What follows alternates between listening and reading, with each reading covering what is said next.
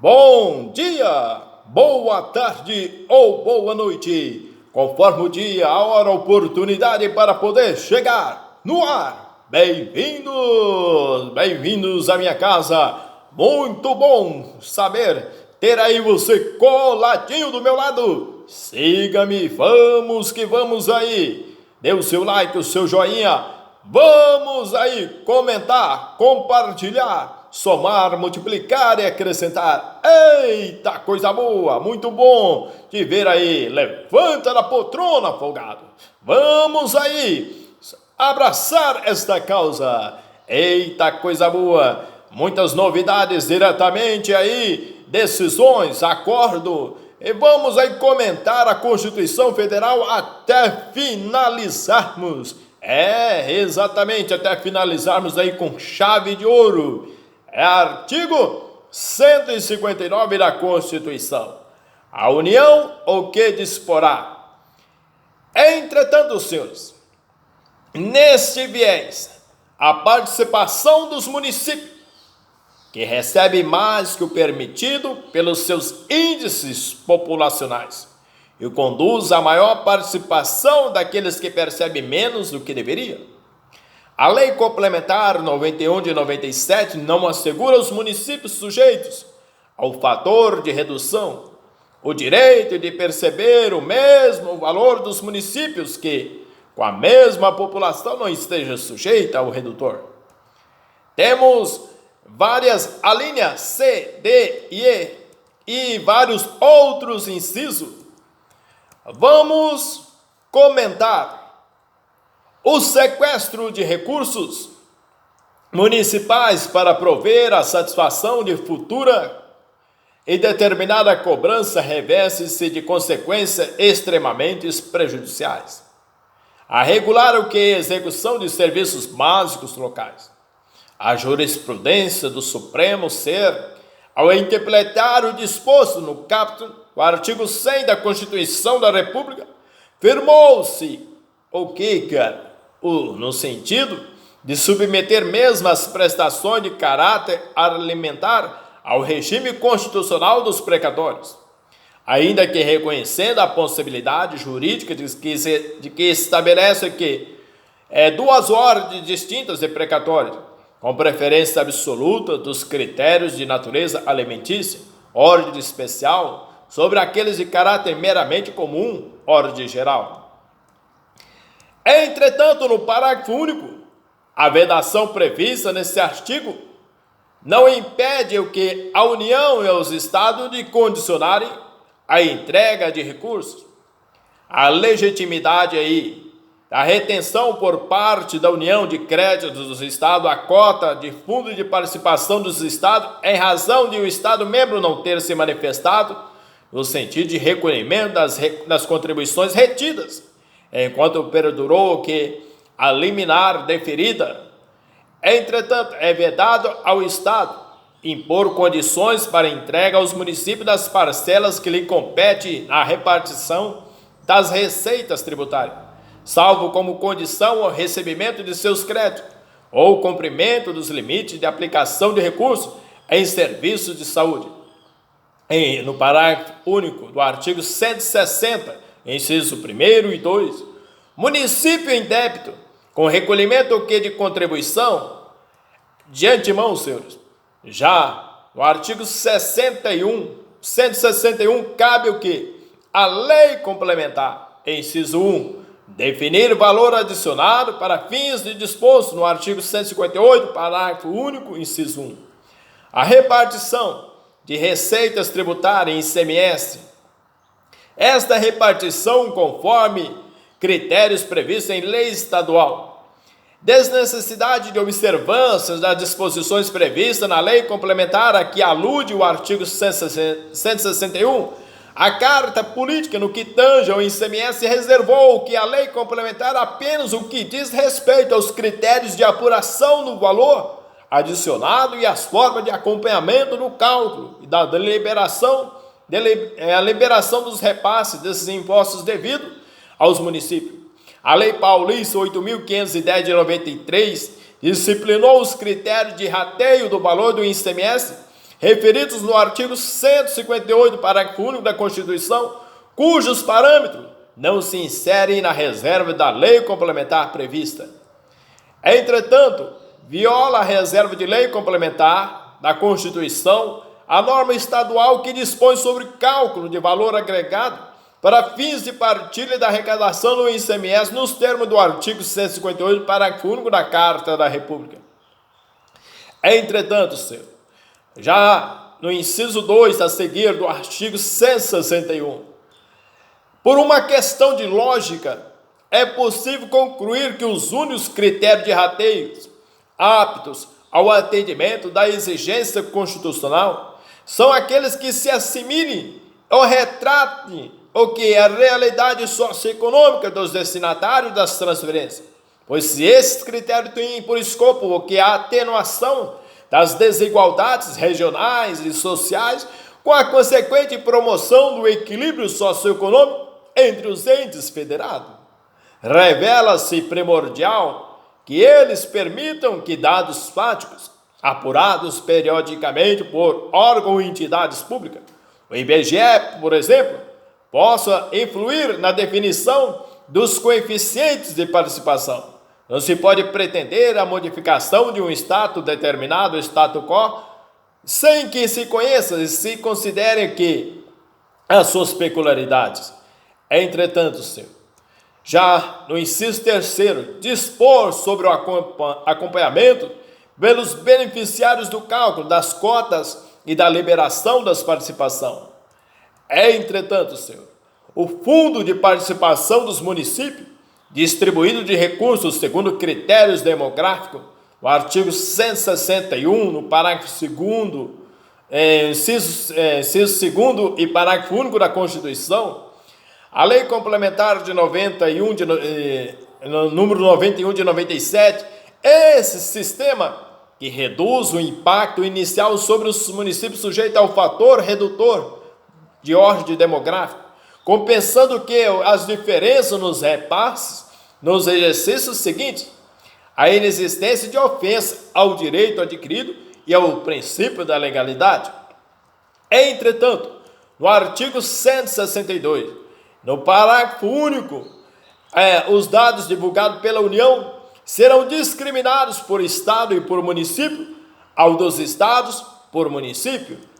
Vamos ao capítulo 2 das Finanças Públicas, na seção 1, as normas gerais. Na cabeça, manda bala, artigo 163.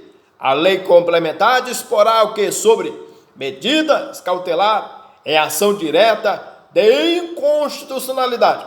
A lei de responsabilidade fiscal, a medida provisória de 1980, de 22 de 2000, esse vício formal, a inexistência é o que, por abranger assuntos de natureza diversa, pode-se regular o artigo 163 da Constituição por meio de mais de uma lei complementar.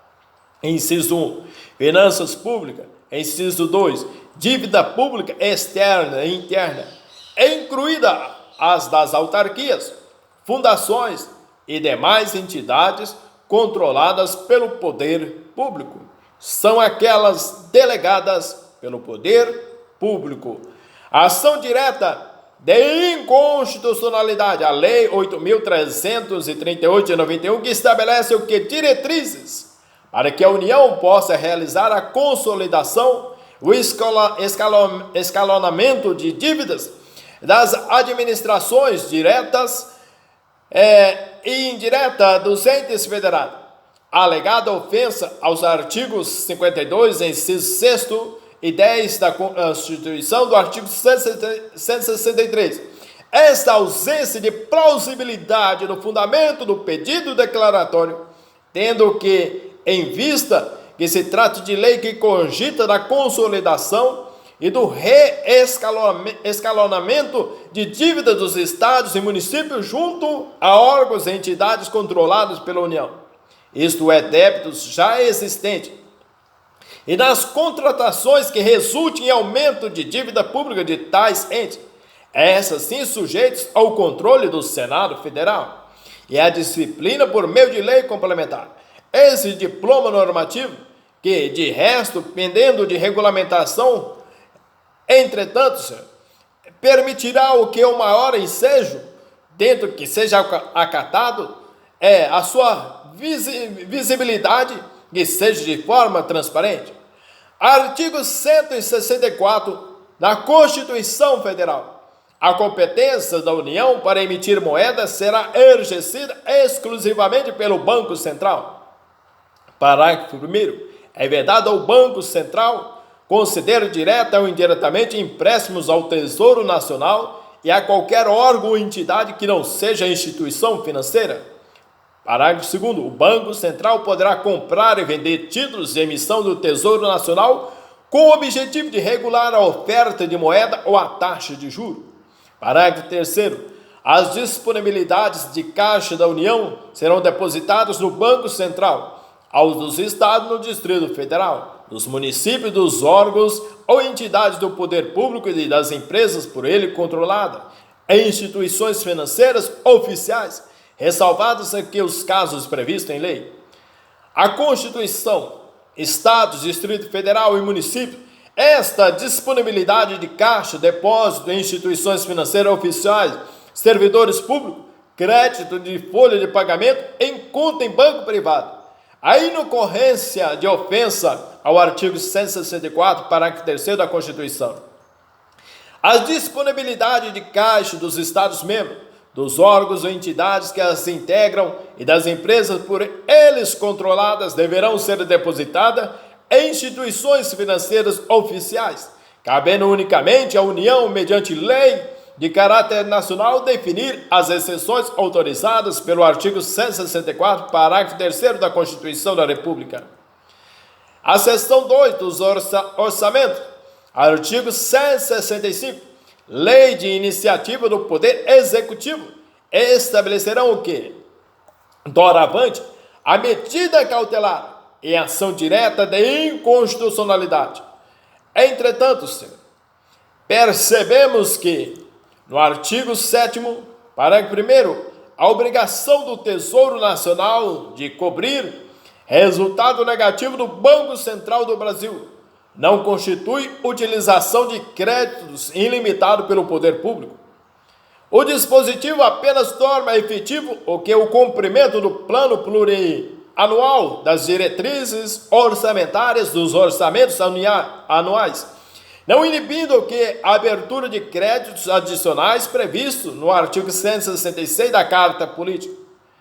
Entretanto, senhor, o aumento de despesa de caráter continuado esteja condicionado à redução de despesa ou aumento de receita. Também em caráter continuado é a proposição que, por achar-se em sintonia com a lógica, não pode ser obviamente considerada responsável pelo engessamento de qualquer dos poderes de Estado ou órgão da administração, portanto ofensiva ao princípio da separação dos poderes. Pela mesma razão, não se pode ver como atentatória ao princípio da autonomia dos entes federados. O incremento da arrecadação, pelas formas indicadas, se reveste de previsibilidade e se presta, por isso, eu diria, para um cálculo de compensação que há de ser tanto quanto possível exato. São constitucionais. Daí não sofrer de nenhuma mácula o dispositivo que determina sejam atendidas essas exigências para a criação, majoração ou extensão de benefício ou serviço relativo ao que? A Seguridade Social. Inciso 1. O plano plurianual. A previsão do calendário rotativo escolar na lei que institui o plano plurianual parece legitimar o que o exercício pelo chefe executivo do seu poder regulamentar, tornando possível desse modo a implantação dessa proposta pedagógica mediante decreto. Inciso 2. As diretrizes orçamentárias. Ação direta de inconstitucionalidade Lei 553 de 2000 do Estado do Amapá. O desconto no pagamento antecipado, IPVA e parcelamento do valor devido, benefícios tributários, lei de iniciativa parlamentar. A reserva de iniciativa prevista nos artigos 165, inciso 2 da Carta Magna, por referir-se às normas concernentes às diretrizes orçamentárias, não se aplica o quê? A carta envolvendo quando há vício de iniciativa. Entretanto, senhores, o artigo 202 da Constituição do Estado do Rio Grande do Sul, a Lei Estadual 9.723 da manutenção e desenvolvimento do ensino público, aplicação mínima de 35% da receita resultante de imposto, destinação de 10% desse recurso à manutenção e conservação das escolas públicas estaduais.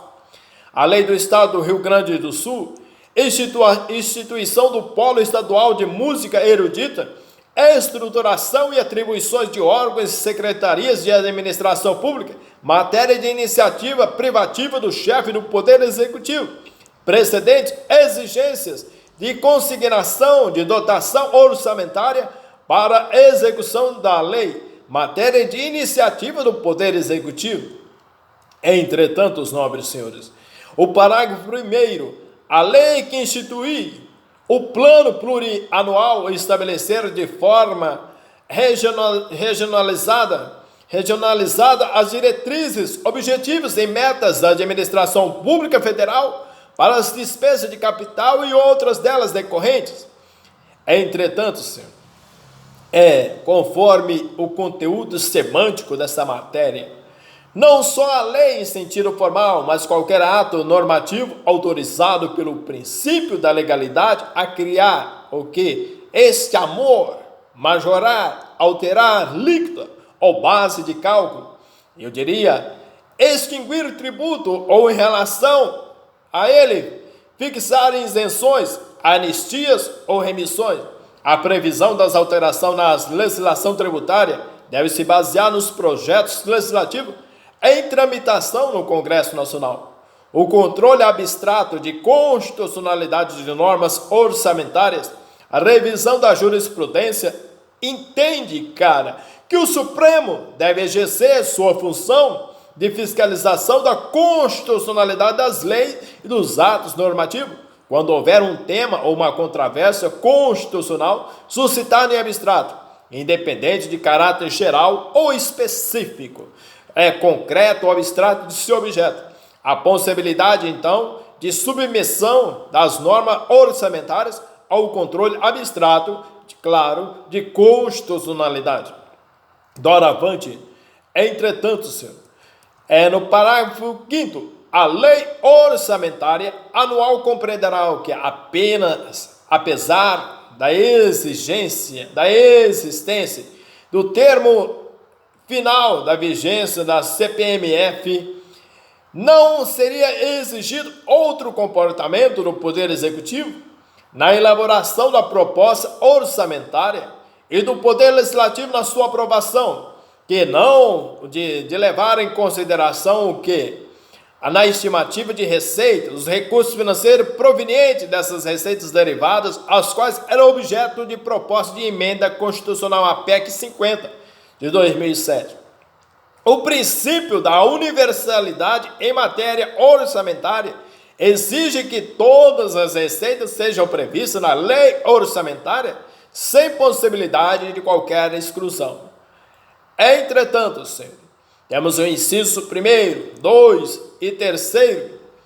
Entretanto, senhores, não compromete a autonomia do orçamento da Seguridade Social, a atribuição à Secretaria da Receita Federal de Administração e Fiscalização da contribuição em causa. No parágrafo 6º, diante da súmula 269 e 271 do STF, demonstrado que a existência de prévia dotação orçamentária não afronta ao princípio da legalidade da despesa pública.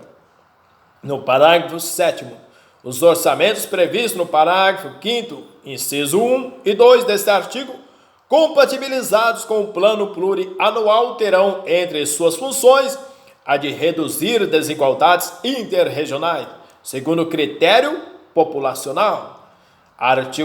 Parágrafo 8º, a lei orçamentária anual não conterá o que dispositivo estranho à previsão de receitas e à fixação da despesa, não se incluindo na proibição que a autorização para abertura de créditos suplementares e contratação de operações de créditos, ainda que por antecipação de receita, nos termos da lei.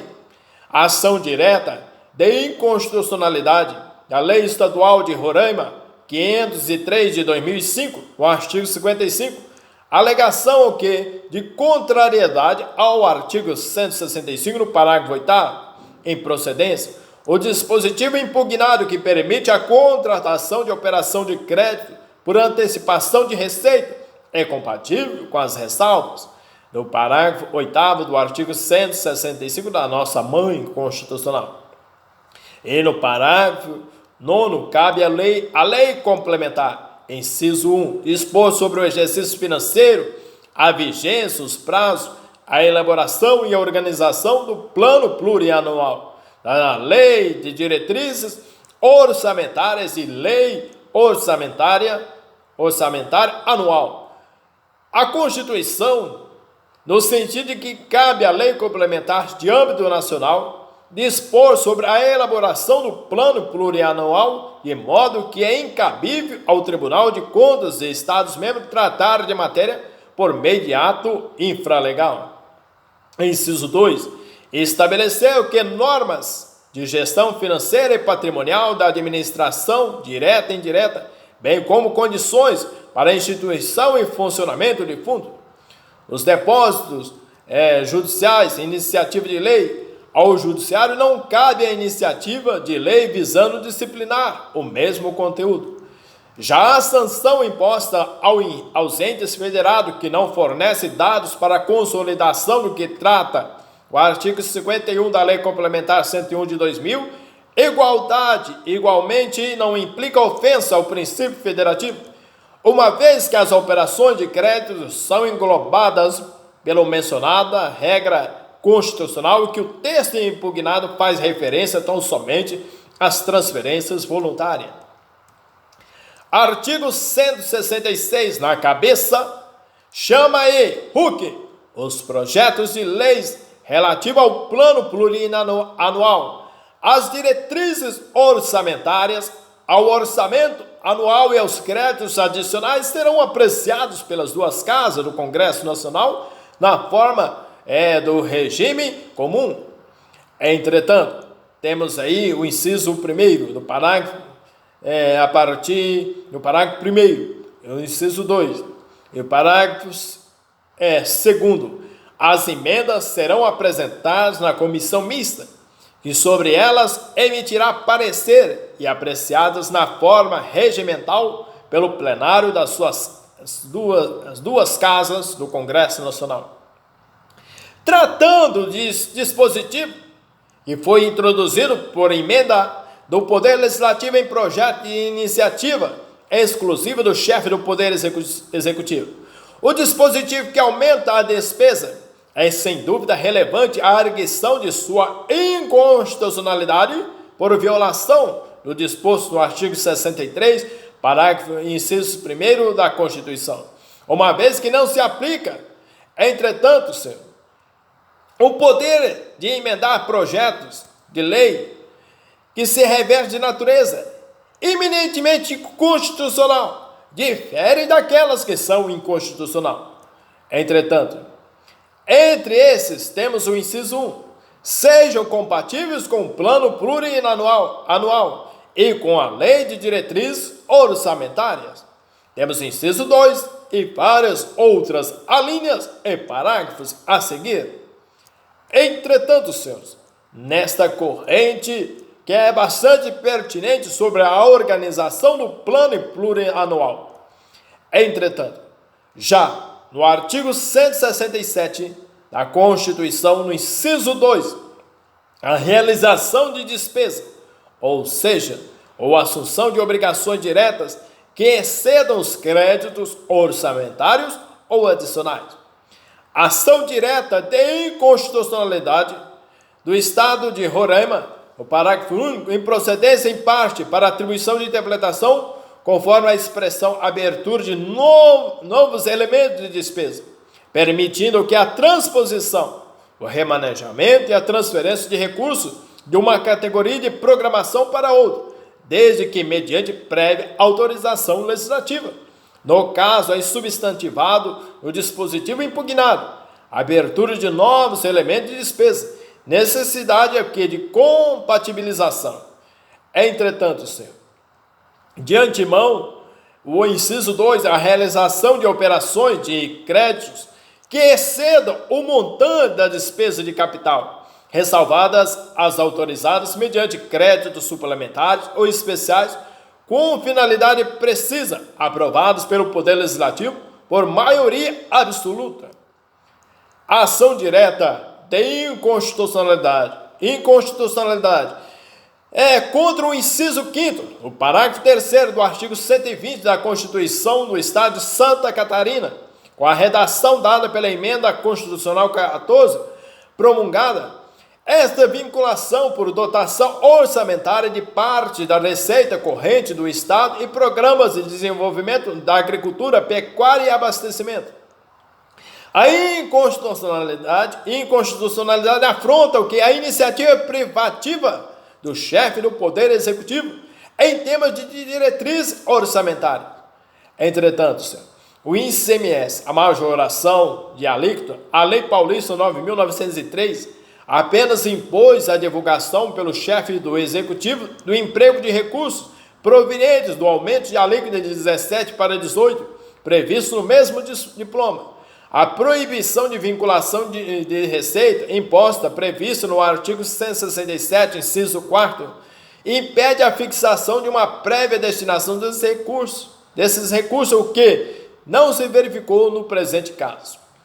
Doravante, senhores, a Lei Estadual 12.223, o Fundo Partilhado de Combate às Desigualdades Sociais e Regionais do Estado do Rio Grande do Sul, as normas em estudo, a possibilitar que o direcionamento pelos contribuintes do valor devido a título de ICMS para o chamado Fundos Partilhados de Combate às Desigualdades Sociais e Regionais do Estado do Rio Grande do Sul, compensando-se em contrapartida o valor despedido sobre a forma de crédito fiscal, presumindo, criando na verdade um mecanismo de redirecionamento de receitas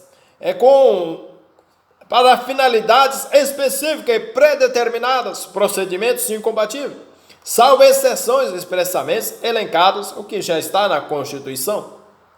Doravante, senhores, no inciso 5º, abertura de crédito suplementar ou especial, sem prévia autorização legislativa e sem indicação dos recursos correspondentes. A medida cautelar em ação direta de inconstitucionalidade, abertura de crédito extraordinário, abertura de crédito para pagamento de despesa de simples custeio e investimentos triviais, que evidentemente não se caracterizam pela mesma imprevisibilidade. A urgência viola aí o parágrafo 3º do artigo 167. Violação que alcança o inciso 5º do mesmo artigo, na medida que o ato normativo adversário venha categorizar como de natureza extraordinária crédito que, em verdade, não passa de especial ou suplementar. Entretanto, senhor, temos vários outros incisos e parágrafos a seguir. Os limites constitucionais, a atividade legislativa excepcional do Poder Executivo na edição de medidas provisórias para abertura de crédito extraordinário, a interpretação da Constituição, além dos requisitos de relevância e urgência, a Constituição exige que a abertura de crédito extraordinário seja feita apenas para atender às despesas imprevisíveis e urgentes, ao contrário do que ocorre em relação aos requisitos de relevância e urgência que se submete a ampla margem de discricionariedade por parte do Presidente da República. Os requisitos de imprevisibilidade e urgência recebe o que? Essa densificação normativa da Constituição. Os conteúdos semânticos das expressões guerra, comoção interna e calamidade pública constituem vetores para a interpretação, aplicação. Entretanto, de antemão, senhores, é bastante pertinente no artigo 168 e 169, na cabeça aí as despesas com o pessoal ativo e inativo da União, dos Estados, do Distrito Federal e dos municípios, não poderá exceder os limites estabelecidos em lei complementar. A expressão não poderá exceder, conjugada com caráter nacional de lei complementar, a lei mencionada, assenta a noção de marco negativo imposto a todos os membros da federação, no sentido de que os parâmetros de controle de gastos ali estabelecidos não podem ser ultrapassados, sob pena de que atentar contra o intuito de preservação do equilíbrio orçamentário, receita, despesa consagrada na norma. O Poder Executivo do Distrito Federal não pode sofrer sanções, não expor restrições impostas pela União em tema de celebração de operações financeiras internacionais. Recusa que de prestação de aval e negativo de autorização sob a alegação de que o Tribunal de Contas e o Poder Legislativo locais, embora observado o índice setorial de 3%, teriam descumprido cada qual os limites individuais a eles impostos. Entretanto, senhor, de antemão, percebemos que também a aplicação do parágrafo 1º, a concessão de qualquer vantagem ou aumento de remuneração, a criação de cargos, empregos e funções ou alterações de estrutura de carreiras, bem como a admissão ou contratação de pessoal a qualquer título pelos órgãos ou entidades da administração direta ou indireta, inclusive as fundações instituídas e mantidas pelo poder público, só poderão ser feitas.